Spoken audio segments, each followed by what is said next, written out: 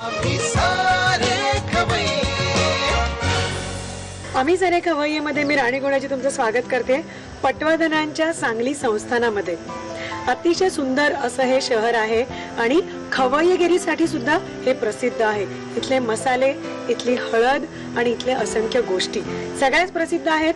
पण आज आपण कुठल्या गोष्टी वापरणार आहोत आणि काय काय बनवणार आहोत, कोणाच्या घरी जाऊन बनवणार आहोत ते बघूया. मी आले आहे अलका बोंद्रे यांच्या घरी आणि त्यांची मैत्रीण पण आलेली आहे, अंजू पाटील. तर अलकाताई, कार्यक्रमात तुमच्या दोघींचंही स्वागत, अंजू तुमचंही स्वागत. आणि आता मला सांगा की दोघी मैत्रिणी आलेल्या आहेत. आम्ही तिघी बायका भेटलो म्हटलं तर आम्ही पहिलं काम जे करतो ते आम्ही गप्पा मारतो, होय की नाही? बरं, मला आवडेल तुमच्या ग्रुपमध्ये यायला. तर मला सांगा ना, तुम्ही दोघी कुठे भेटलात, कुठली मैत्री आहे? आम्ही दोघी जिजामाता महिला मंडळामध्ये भेटलो. 10 वर्षासाठी आमची मैत्री आहे. चांगली. आणि या सगळ्या पट्ट्यामध्ये आलो आपण की तो मसाला, तो तवंग, हे प्रेक्षक अगदी आतुरले असणार की तुम्ही काय शिकवता. व्हेज आहे का नॉनव्हेज? माझं नॉनव्हेज एक आहे. अच्छा. आहे. आणि तुमचे व्हेज आहेत का? माझे दोन्ही व्हेज आहे. दोन्ही व्हेज आहेत. पण मग आपण सांगली शहर ज्यासाठी प्रसिद्ध आहे त्याच्यानी सुरुवात करूया. झणझणीत काहीतरी काय दाखवत आहे? आज मी मटण दाखवणार आहे.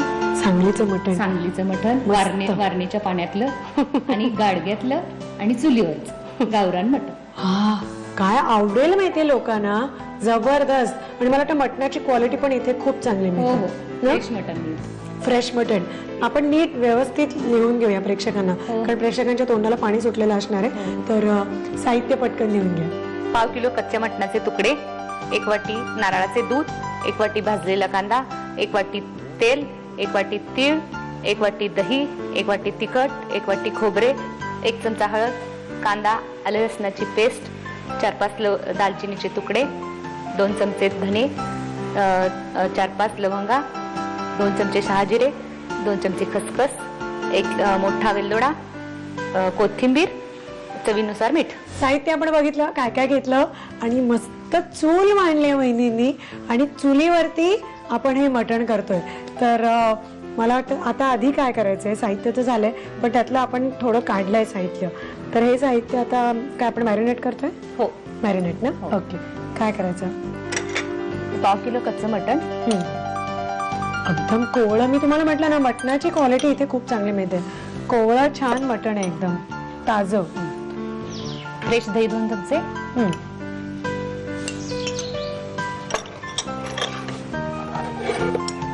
हळद अर्धा चमचा. दही लावला की छान ते हे होईल ना. हो. हळद इकडची प्रसिद्ध. आलं लसणाची पेस्ट, थोडंसं मीठ,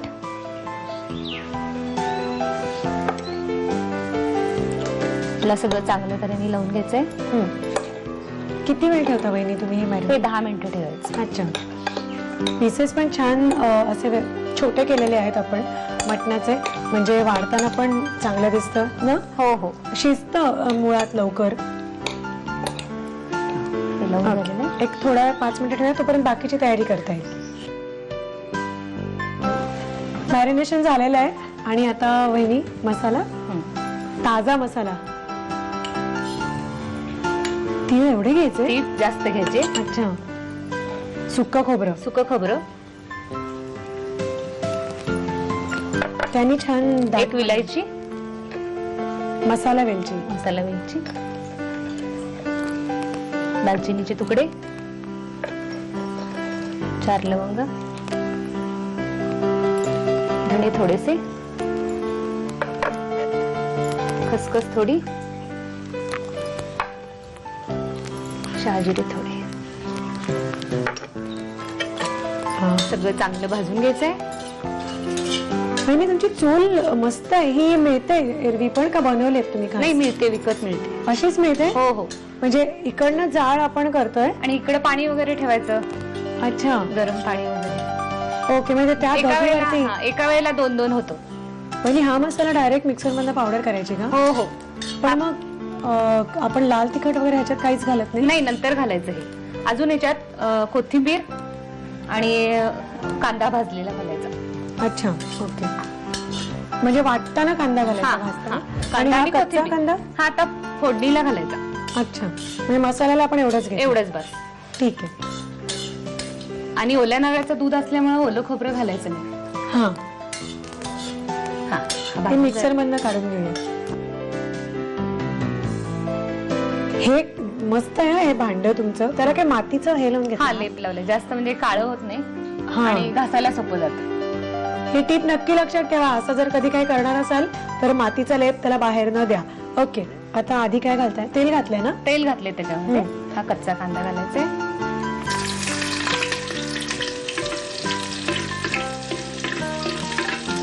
मस्त धग लागते त्याला. कांदा भाजून झालेला आहे. त्याच्यामध्ये हे मटण घालायचंय. हळद, दही वगैरे लावलेलं मटण चांगलं फ्राय करून घ्यायचं. आता तुम्ही या फळकुट वगैरे वापरताय, हो. पण त्याला कोळसे पण वापरता हो चालतं ना. ना? चुलीला कोळसे नाही चालत, शेगडीला कोळसे लागतात. अच्छा, चुलीला गोऱ्या गोवऱ्या. हा. किंवा हे जळण असतं. पण मग गोवऱ्या विकतही मिळतात ना? हो विकत मिळतात. मिळतात ना? हे आमचं घरचंच आहे ना, त्यामुळे हा. आम्ही use केलं. तुमच्याकडे हा लाकूड काटा भरपूर निघत असेल. हो, हो. बांधकाम व्यवसाय म्हटल्यावर. थोडस मीठ घालायचंय.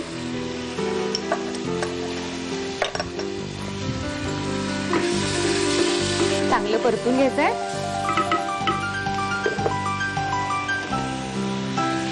आणि मग पाणी कधी घालायचं? ह्याला थोडस पाणी सुटतं त्याचं. अंगचं पाणी. आमचं पाणी सुटतं त्याचं. एक 5 मिनिटांनी मग हे आपलं उकळलेलं पाणी घालायचं त्याच्यात. ओके, 5 मिनिटांनी पाणी घालू.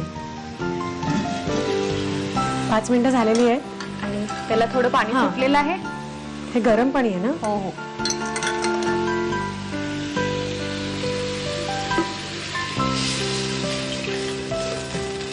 आणि आपण तीळ आणि सुकं खोबरं वगैरे घेतल्यामुळे रश्श्याला दाटपणा भरपूर येईल ना? तेल पण सुटतं. हा तिळाचं तेल. हा. आणि सुक्या खोबऱ्याचं. शिजत आलेले थोडी 2 मिनिटं लागतील. तोपर्यंत आपण हा मसाला मिक्स करून वाटून घेऊया. हा तळलेला कांदा आणि कोथिंबीर. हो.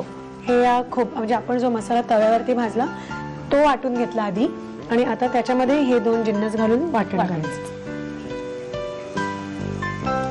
ठीक आहे, हे मिक्सर मध्ये वाटून आणूया पटकन.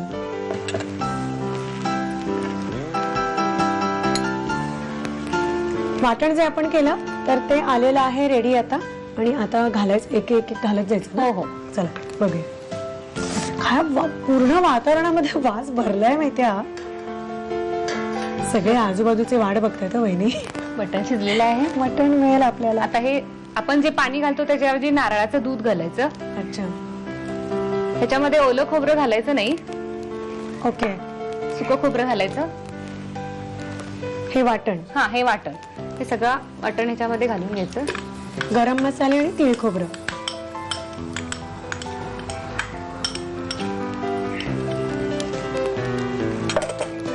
चांगले जरा ढवळून घ्यायचं.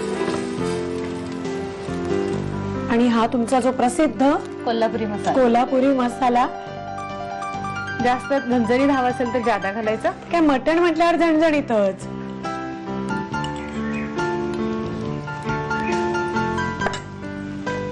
मीठ. चवीनुसार मीठ घालायचं. मसाल्यात पण मीठ आहे ना वेगळी? हो, तरी लागतं. आता काही घालायचं नाहीये ना? नाही लागत. आता ते चुलीवरती जस्ट आरामात उकळत ठेवायचं की झालं? हो. ओके. परत झाकण लागेल ना त्याला? हा, थोडी उकळी येऊन द्यायचं.